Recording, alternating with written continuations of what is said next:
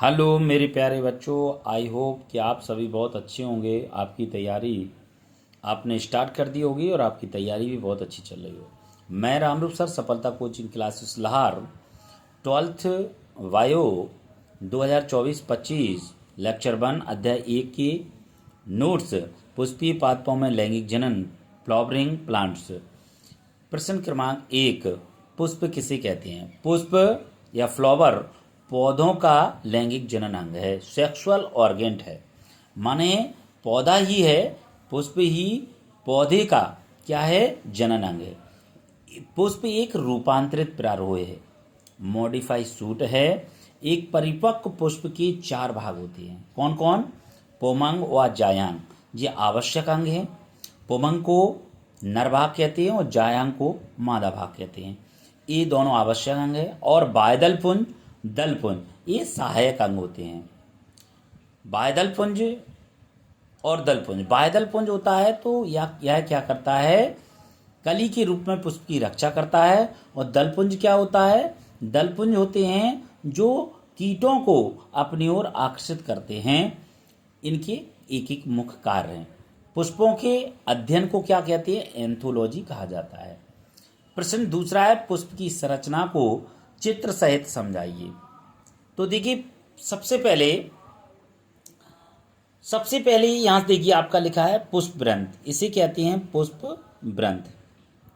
ये पेडिकल बोला जाता है इसे। दूसरा ये भाग है जी, यहाँ से ये भाग है पुष्पासन, इसे कैसे हैं? थैलेमस कहते हैं, पुष्पासन है। फिर ये भाग है, इसे कहते हैं बायदल। लेकिन एक होता है तो उसे हम क्या कहते हैं? बायदल कहते हैं। एक अकेली, ये एक पंखुड़ी कोई या एक कली कोई क्या कहते हैं? बायदल कहते हैं। अनेक इकाइयाँ होती हैं, ज़्यादा होते हैं तो उसे बायदल पुंज कहा जाता है, जिसे कैलिक्स बोला जाता है इंग्लिश में, और इसे सेपल बोला जाता है।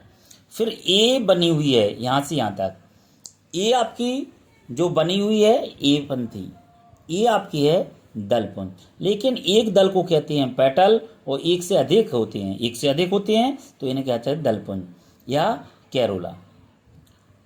ये भाग है, इसके पूरे भाग को आप अंडप कह सकते हैं, ये लिखा है देखो, स्त्री के सब कह सकते हैं, अंडप कह सकते हैं, कार्पल कह सकते हैं, ठीक है, गैनोसियम कह सकते हैं, जेनोसियम, जायांग कह सकते हैं, मादा जन्नांग कह सकते हैं। इस पूरे भाग को, इसके ऊपरी भाग को कहते हैं वर्तिका, स्टिग्मा, और जी वाले भाग को कहते हैं वर्तिका जो स्टाइल होता है, और इस भाग को कहते हैं अंडप, अंडाशय इसके अंदर होता है जो, इसे पूरे को भाग को कहते हैं अंडप, और जिसके अंदर होते हैं जिन्हें कहते हैं अंडाशय, ओवरी। ए भाग है और ए आपकी क्या है? ये नर भाग है, जिसे देखो पुमंग के नाम से जाना जाता है, पुंकेसर, एंथर कहा जाता है, स्टेमन कहा जाता है इसको, ठीक है। और जी भाग को कहते हैं तंतु, और इसके ऊपर के भाग को पैसे पराकोष बोला जाता है। देखिए ये लिखा है पराकोष, एंथर, मेन इसी को एंथर कहा जाता है, ठीक है। तो ये पुष्प का भाग है, ठीक है। पुष्प की लंबत काट का चित्र है। बाह्यदल पुंज, कैलिक्स क्या होता है? पुष्प का यह सबसे बाहरी चक्र होता है, या अनेक इकाइयों का बना होता है, एक इकाई नहीं होती है इसकी। ये आपने देखा होगा कली के रूप में, जो आसपास आपने गुड़हल का पुष्प देखा होगा तो आसपास ही बाह्यदल पुंज अनेक इकाइयों से ये पुष्प को बंद करके रखता है, कली को बंद करके रखता है। तो पुष्प का बाहरी चक्र होता है, यह अनेक इकाइयों का बना होता है। प्रत्येक इकाई को बाह्यदल कहते हैं, सेपल, ये लिखा है यहाँ पर, सेपल बाह्यदल कहते हैं। और बाह्यदल हरे रंग की पत्ती जैसी संरचना होती है, हरा होता है ये संरचना होती है, जिसका प्राथमिक कार्य क्या होता है? कलिका में पुष्पीय अंगों की रक्षा करना होता है।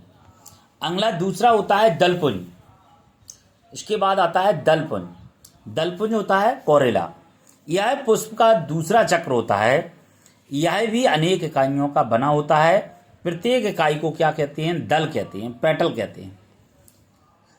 यही कई रंगों के होते हैं। इनका मुख्य कार्य होता है परागण के लिए कीटों का आकर्षण करना, इसका मुख्य कार्य होता है। पुमंग आता है, एंड्रोसियम, यह पुष्प का तीसरा चक्र होता है, यह भी अनेक इकाइयों का बना होता है। इसकी एक इकाई को पुंकेसर या स्टेमन कहा जाता कहते हैं। यह पुष्प का नर भाग होता है, इसे लघु बीजाणु पर्ण भी कहते हैं।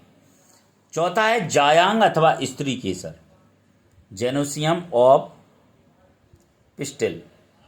यह पुष्प का चौथा चक्र होता है। यह पुष्प का आंतरिक आवश्यक चक्र है। इसकी इकाई को अंडप या कार्पल कहते हैं और यह पुष्प का मादा भाग होता है। यह पुष्प के जो 4 मुख्य भाग होते हैं, इनका हमने वर्णन किया है। अब मुख्य अगले वीडियो आपके मुख्य पुष्प के जो मुख्य महत्वपूर्ण तत्व होते हैं वो आपको लिखाएंगे। बहुत तत्व हैं जो आपके महत्वपूर्ण हैं पुष्प के, वो सारे मैं एक ही प्रश्न में लिखा दूंगा। अगला नेक्स्ट वीडियो आपका जल्द ही प्रोवाइड किया जाएगा। ये बुक के माध्यम से तैयार किए जा रहे हैं। ये नोट्स आप जरूर नोट कर लेना। ये 12th वाले सभी स्टूडेंटों को मैं बताने जा रहा हूँ कि इससे एक भी क्वेश्चन बाहर नहीं जाएगा। आप ये नोट तैयार कर लीजिए। 2025 और 2024-25 के ये रहेंगे। यदि आपको ये वीडियो अच्छा लगे तो कृपया लाइक सब्सक्राइब जरूर करें। धन्यवाद।